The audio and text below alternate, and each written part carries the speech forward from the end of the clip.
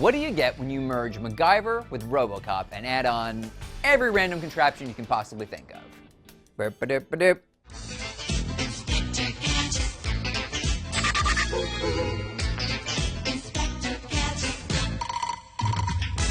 Inspector Gadget is a cyborg police investigator who has more gizmos than he knows what to do with. Despite having clearly had to study detective work at some point to earn the title, it's pretty clear that he is also not terribly bright and prone to falling down all the time. We'll get to that, but really. Go, go, Gadget legs!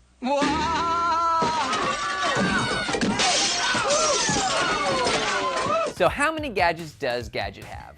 Well, get comfortable. There's an inflatable suit, expanding arms and legs, an expanding neck that lets his head do a 360, binocular eyes, handcuffs, skis, roller skates, a lasso tie, an ear megaphone, an instacopter, a head spring, a claw, a finger screwdriver, a finger water gun, a finger activated laser. Oh, did I mention all the hands that pop out of his head with whatever he happens to need at the moment? Like a saw, a phone, a camera, a magnifying glass, flippers, scissors, tissues, a lamp, an emergency siren, an umbrella, a huge mallet. If you think that's even close, no. Turns out there's like 14,000 of them, except he doesn't always get the gadgets he asks for, and they don't always work. Go, go, Gadget legs! Make that both Gadget legs! Inspector Gadget only ran for 3 seasons from 1983 to 1986, but Gadget's cyborg powers kept it in syndication through the early 90s. Because it's full of pratfalls, fairly stupid jokes, and easily solved plots, but also, it's actually pretty funny. Now for my famous 3-hand concerto. Go, go, Gadget hand! No, no!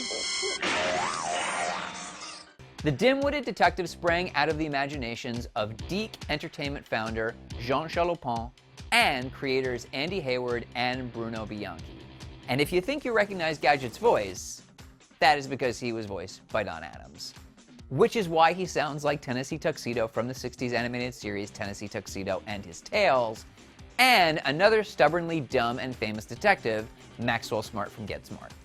Before Don Adams officially landed the role, Gadget was almost voiced by Jesse White, the guy who played the Maytag repairman. So Gadget always thinks he saved the world from the evil Dr. Claw and his mad agents, but let's celebrate feminist icon, early tech adopter, and all-around badass, Penny, Inspector Gadget's niece.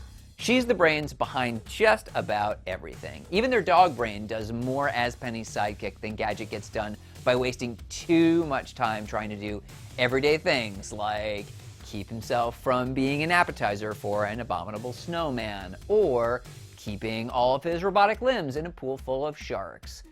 Everyday stuff. It's kind of embarrassing when your kid niece is the one really doing the investigations you're getting paid for.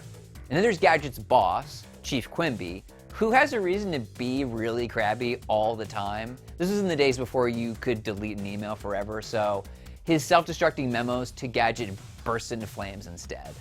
Though it always gets Quimby burned instead of Inspector Gadget, which is classic Quimby with his health insurance, I hope. So long, Chief! Even Dr. Claw's cat knows what button to press before Gadget can think of what to go Gadget next. There are almost as many Easter eggs in Inspector Gadget as there are thingamajigs and whatchamacallits. Gadget was partly inspired by another animated character, Inspector Clouseau from the Pink Panther. He was originally supposed to have a mustache, but that made him look too much like Clouseau, and MGM threatened Deke Entertainment with a lawsuit. They had to give him a shave, which meant doing everything over by hand because this was the 80s and advanced digital editing programs were still pretty much science fiction. It's fine, it still looks better than Superman and Justice League. Oh, and you know how Penny is often tied up by Claw's mad henchmen and left this close to certain death?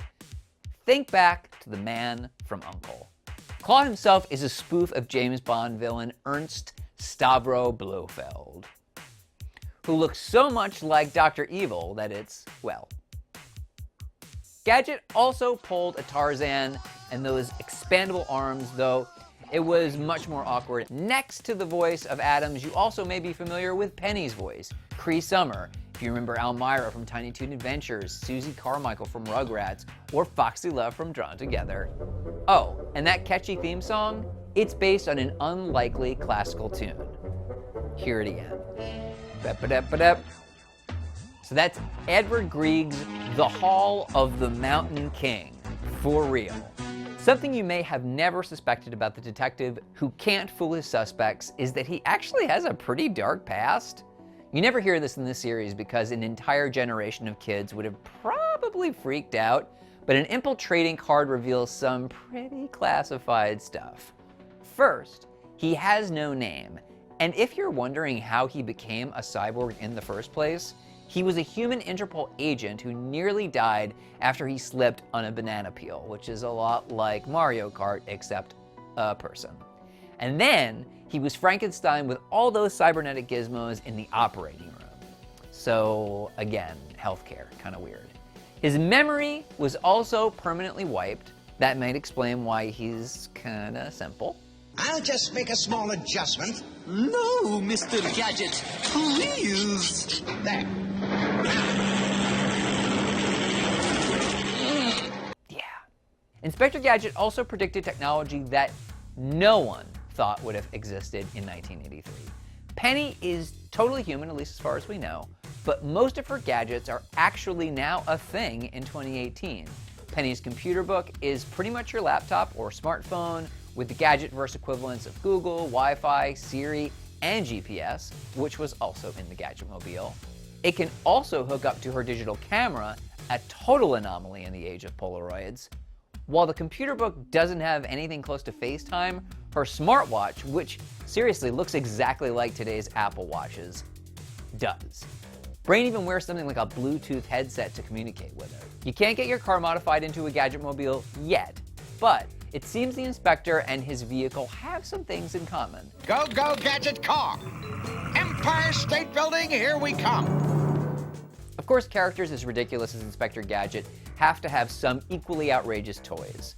An action figure was the only way you could finally see Dr. Claw's face.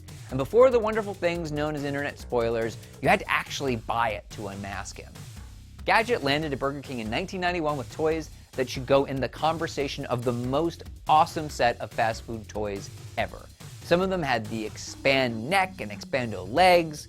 Gadget was revived many times after the original series went off the air in a live-action Disney film starring Matthew Broderick in 1999, a direct-to-video sequel in 2003 starring French Stewart, a Robot Chicken sketch in 2006, and a new CGI Netflix series in 2015. Maybe it's just nostalgia, but we always prefer 2D. I even kind of like the Inspector Gadget Jr. While Inspector Gadget might have been exposed to all the mishaps and misfires of the man who was supposed to bring down Dr. Claw, there are still things that will always stay in the top secret files. Even 35 years later, we still don't know what MAD is an acronym for. What gadgets would you want if you were a cyborg? And has anyone at least tried to trick out their car like the Gadgetmobile? Do you know what MAD stands for? Let us know in the comments because I'm confused.